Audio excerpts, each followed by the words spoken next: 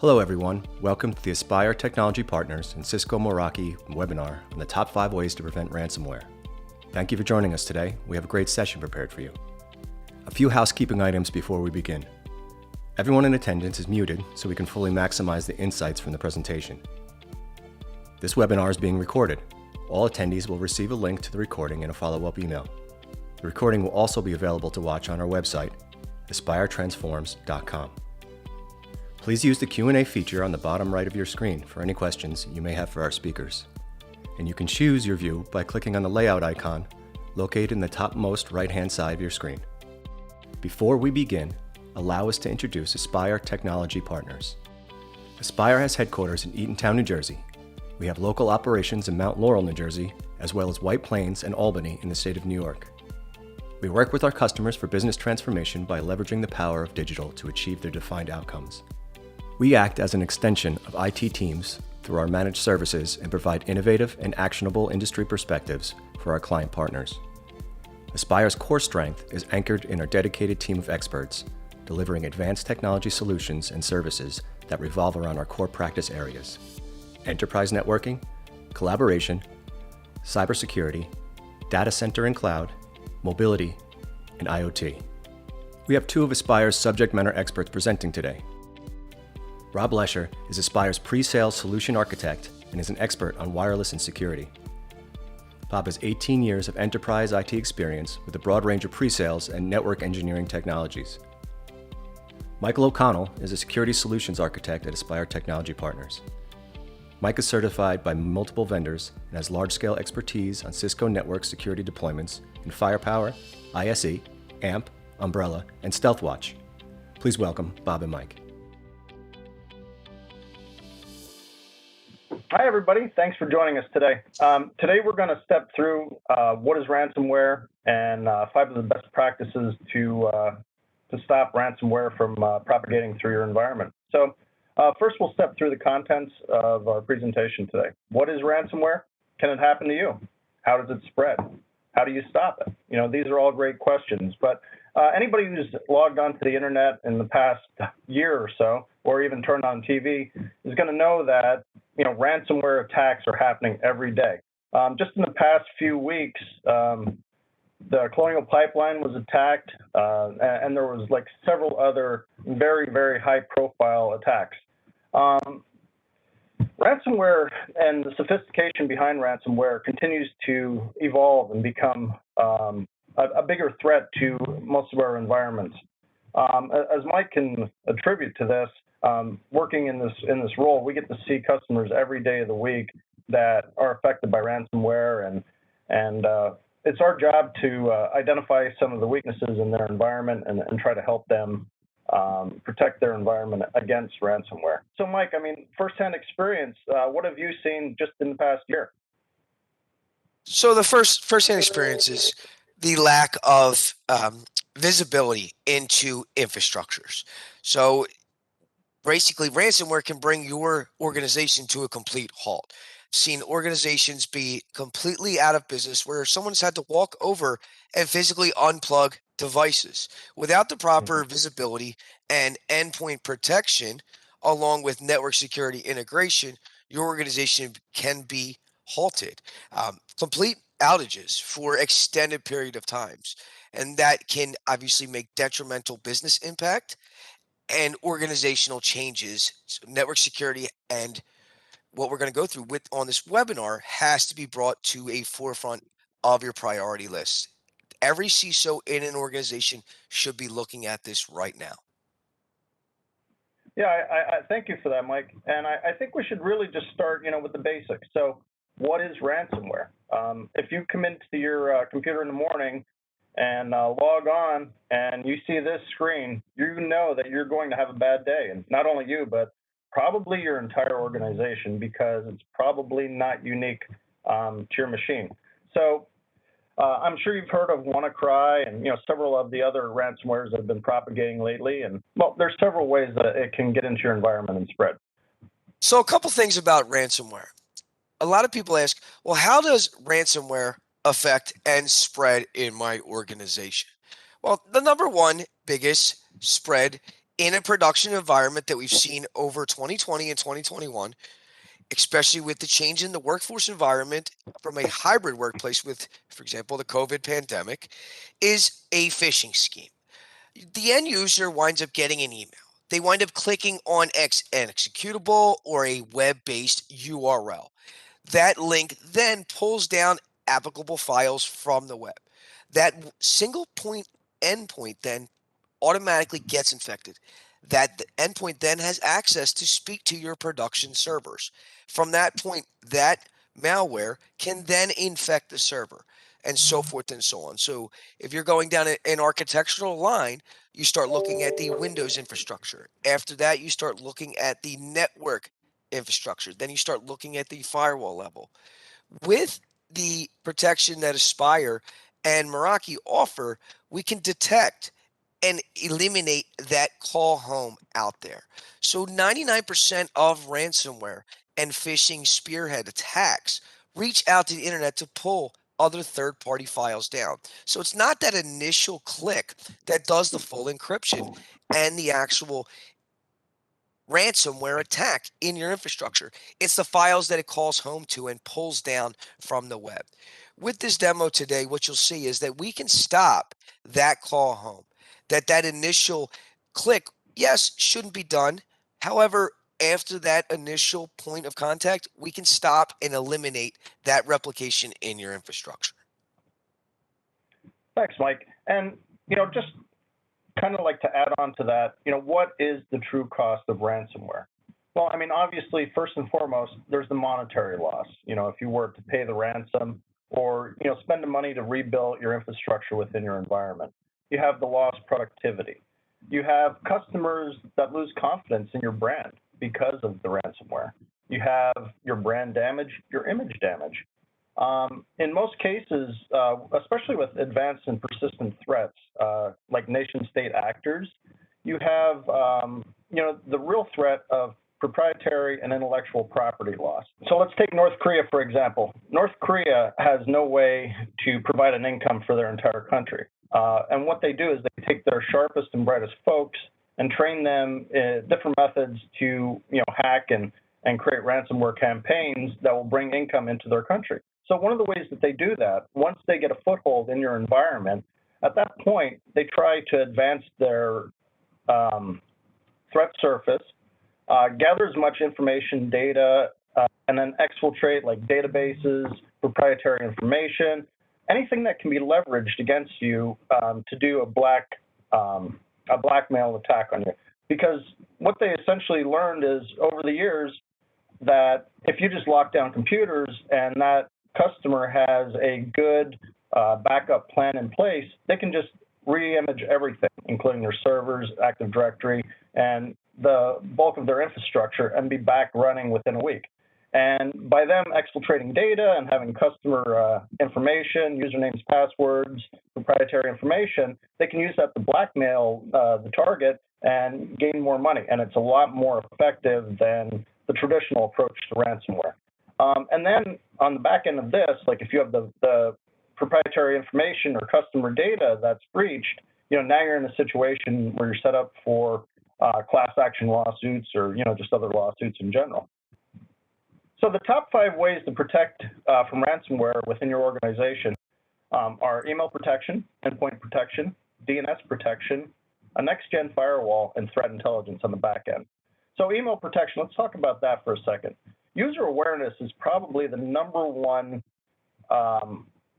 campaign that you can do within your organization to get your users to start looking for signs of spear phishing or phishing in general. So you want to get your users that they understand and can acknowledge when somebody's trying to phish them. Second, endpoint protection. You want to have something on every machine, every endpoint that is going to protect that from any kind of malware or ransomware propagating. DNS protection. So DNS protection, the way that works is when you go to a website or any kind of location on the web, whether it be from an application or from email or from your browser, that name that you put in or that name that's referenced has to be resolved to an IP address. That's called DNS. So when it's resolving that name to an IP address, if you put protection in place, you can take known threat actors or known locations that are kind of shady and simply not resolve them. So when your machine tries to get to that location, it will not resolve because the DNS protection is in place. A next-gen firewall will look for indications of compromise. It will look for any kind of traffic that is not normal to your environment and will flag that. And then threat intelligence. In this case, we're talking about Talos, probably the most advanced threat intelligence database on the planet. And to speak to that a little bit more, all of Meraki's products do use the Talos database in the back end. So with that said, we're going to step into a little demo here to kind of show you some of the advanced features that Meraki provides in order to protect your environment from ransomware. All right, Mike, are you ready to take over and give us that demo? Absolutely. Thank you, Rob. So as Rob was saying, one of the biggest things in the first line of defense, we'll go through it one by one here, is the email protection. So as we mentioned earlier, right, one of the first lines of defense is one of the first initial impacts of ransomware detection in your infrastructure is possibly a phishing attack. Someone clicks on an executable link. Someone thinks it's a spoofed email. Okay, so what are some of the ways the Spire and Cisco and Meraki can protect your infrastructure? Well, enter cloud email protection and also legacy known as ESA. What does this do? Well, this gives me a cumulative impact where I can go ahead and see what's going on in my infrastructure. So looking at my screen right now, what you'll see is I can see in my infrastructure with the detection and analysis, I can see that 73 total attacks were discovered. The good thing about this, it shows me, hey, how much have I saved by deploying an advanced phishing protection infrastructure? These are projected numbers based off organizations. This is obviously going to change. However, what this shows you is the initial investment to protect your infrastructure in cybersecurity is far less compared to what would happen if your organization was to be breached. If you were to have ransomware, you're out of production infrastructure for 3, 4, 5, maybe longer periods of times. With Cisco's email protection, this gives us the availability to look at individual attacks to show what is malicious, what is not malicious, if there's any domain spoof. For example, if someone wants to go to a production third-party product, maybe you're buying internally, those sites can be spoofed with a phishing campaign. Your user could think it is the valid site when it is in fact not. With Cisco email protection and Meraki integration, we can go ahead and protect that to save the organization from being compromised. The next point of protection is the endpoint protection. And personally, I feel like this is highly communicable, especially now with the hybrid workplace. Not everyone's on site anymore. I don't know, and most organizations don't know when we're going to come back to a full-time office infrastructure. Are we going to come back in the office? But what Cisco Secure Endpoint and overall endpoint integration does, it protects you no matter where you are. If someone's at Starbucks, if someone's home, if someone's in the office, I have the same level of protection no matter where they are. With Cisco Secure Endpoint, I can go ahead and look at the screen here. I can see what's compromised, whether it's a domain controller, server, um, actual workstations or MacBooks or any endpoint verification, whether it's Linux, multiple operating systems, we can go ahead and protect with Secure Endpoint. So what does that give me to protect my organization? Number one, it gives me a single pane of glass where I can see what's going on no matter where someone is. If someone has internet access, I'm going to be able to control and monitor that device. The nice thing about Cisco's portfolio and integration with their security threat grid is the fact that, as Robert said, it speaks back to Talos. Kind of want to go a little bit deeper into what is Talos. Well, Talos is a back-end integration from Cisco. It's the largest commercial threat intelligence team in the world.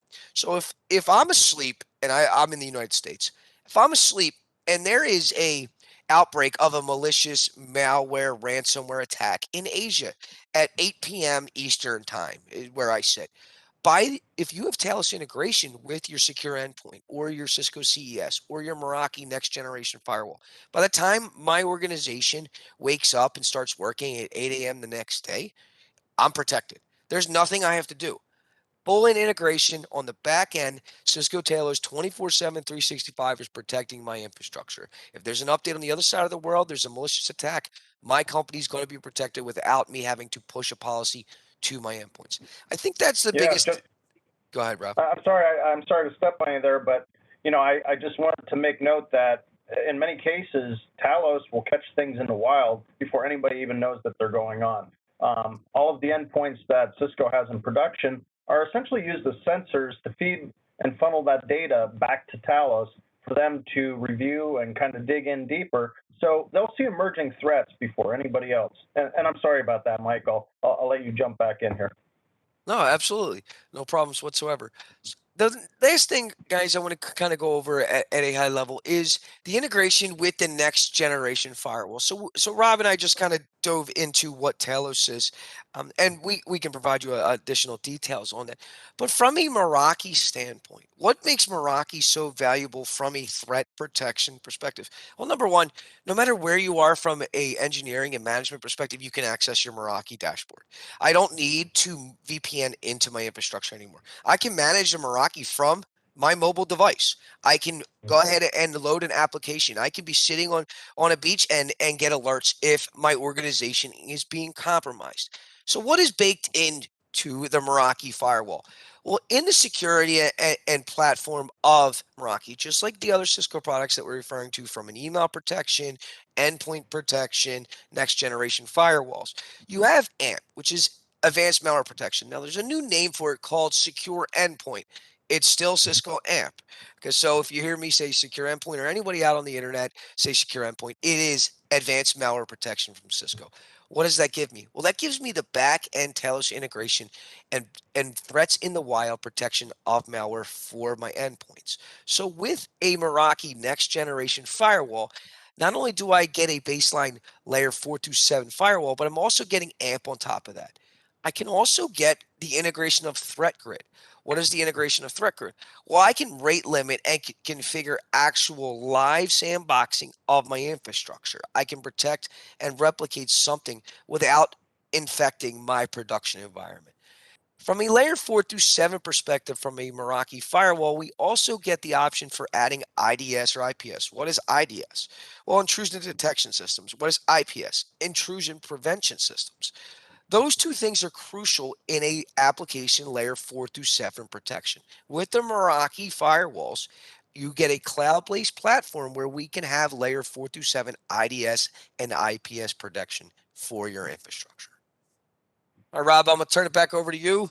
I'll stop sharing my screen. Well, thanks for that. And I just want to touch on a few other things. So with the Meraki platform, not only do you have all of the advanced protections and the advanced firewall, but you have simplicity. Simplicity and metrics are baked right in. You don't need an additional monitoring program. You can see how much usage the clients have. You can see where your clients are going. You can see, if they've touched anything that is potentially, a threat to your environment. In addition to that, one of the other features that I really love to point out about Meraki, and coming from an operational background and sitting in that seat for many years, anytime it's time to give an upgrade, to your environment, or let's say, there's a security patch that comes along. In a traditional environment, you need to figure out exactly what platform you're on. Do you have to do a stepped upgrade, or can you go directly to the latest platform? Go out there, pull down whatever config or code that you need for that device, find your outage window, take the outage, implement that, and then hope that you don't have to do a backup, and make sure that you have your configuration backed up, because if things go sideways, you want to make sure that you have that. With Meraki, you don't need any of that. It's a check in the box. So if there's a critical security patch that needs to be applied, you can check a box in your dashboard that will apply this at 3 a.m. on a Sunday or overnight. And you don't even need to think about it. You get up, you log in, and it's already applied. And that's done automatically. And by far, especially for customers with like smaller IT shops, the time that you save not having to figure all that out, it's in my opinion, the Meraki platform is worth it just based on that. Not to mention, if you have locations that are all over the world, you can purchase Meraki, have it shipped to that location, and configure it while it's in transit. You don't need, a high-priced engineer out there to deploy it. So, thanks again for that preview of the dashboard, and I really appreciate you getting into the features and functionalities with that. And, with that, I just want to, see if anybody has any questions, and if you do, Mike and I would be more than happy to answer them for you. Hey everyone, this is Michael O'Connell. I'm the Security Solutions Architect with Spire.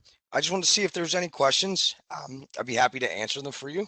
So if you have any questions, please feel free to unmute yourself, or you can also utilize the question and answers panel in the bottom right of the WebEx window.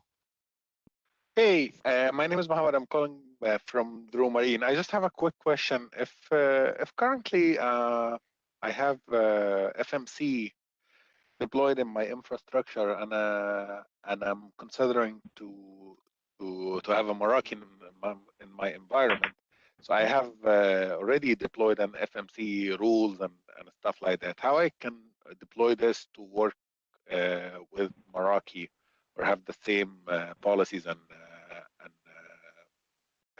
access list applied to my current ASAs or something like that to Meraki? Sure. So there is a migration tool that from a migrations. Now, a FMC to a Meraki is a little different of a platform. The best analysis would be for us to be able to take a look at what's currently deployed in your Firepower Management Center, and then compare it to one-to-one, depending on how complex, how large of a rule set are we talking? We're talking about like 25 location. Okay.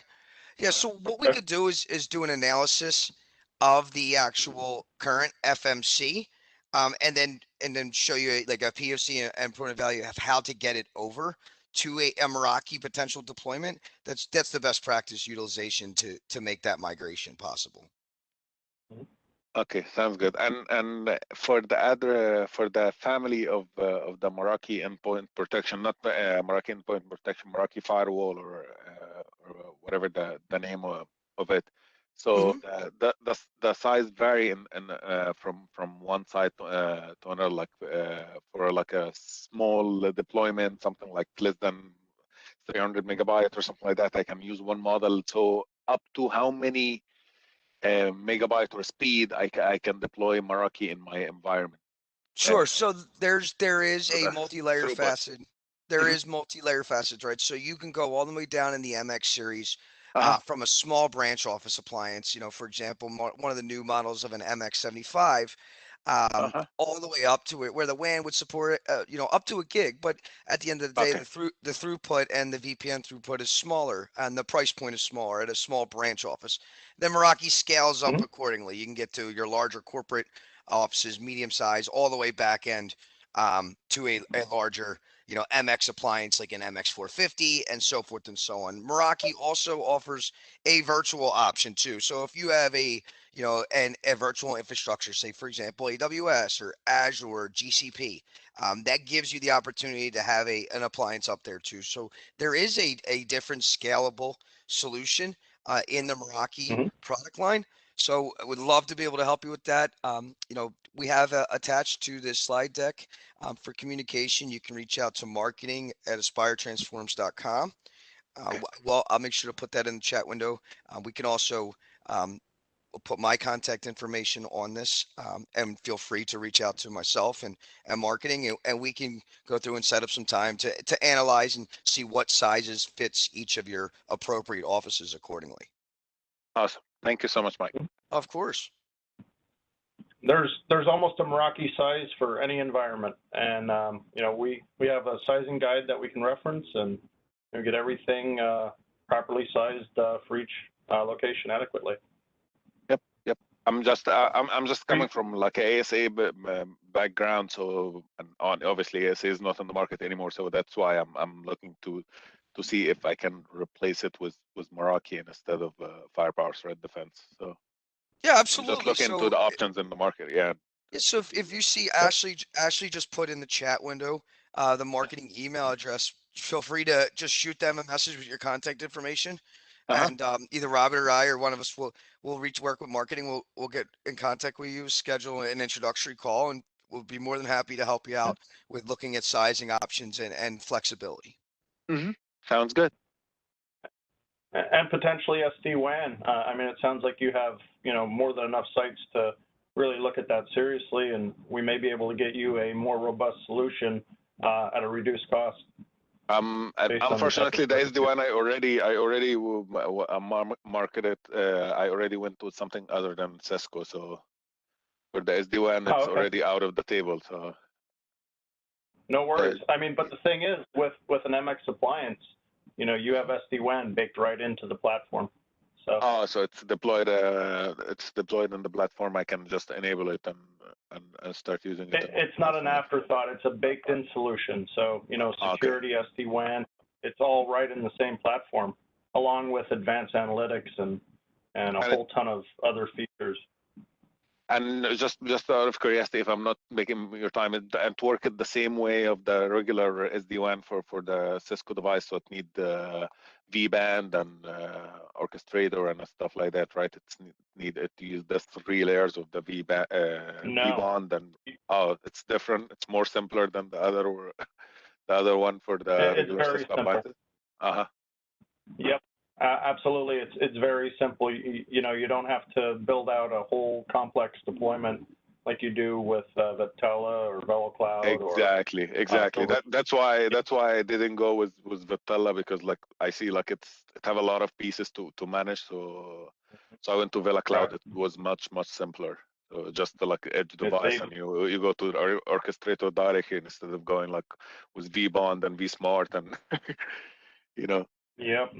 So Mohammed, I would really complex. Yep. Go ahead, Bob. Sorry. Oh, I'm sorry. Go ahead, Mike. So Mohammed, I definitely think if you email the marketing Aspire Transforms, I think that's definitely a conversation, and we can show you all the feature sets in the Meraki set to help you better utilize your infrastructure and show what options the MX series could fit for you. Okay, sounds good. I got the marketing email. I will have a discussion with the management if we can deploy it in a test site or something like that, and we'll see if we can have a discussion later to dig deeper. We can absolutely. We can do a demo for you first, and then we can always talk to them after. Yep. Sounds good. All right, thank you so much, guys. I appreciate your time today. Thank you guys very much. Thank you. Guys, if there's any other questions, if you'd like to follow up with either Robert or myself, please feel free to reach out to marketing at aspiretransforms.com or visit our homepage at www.aspiretransforms.com. Appreciate everyone's attendance today and hope everyone enjoys the rest of your afternoon. Yeah. Take care, everyone. Thank you.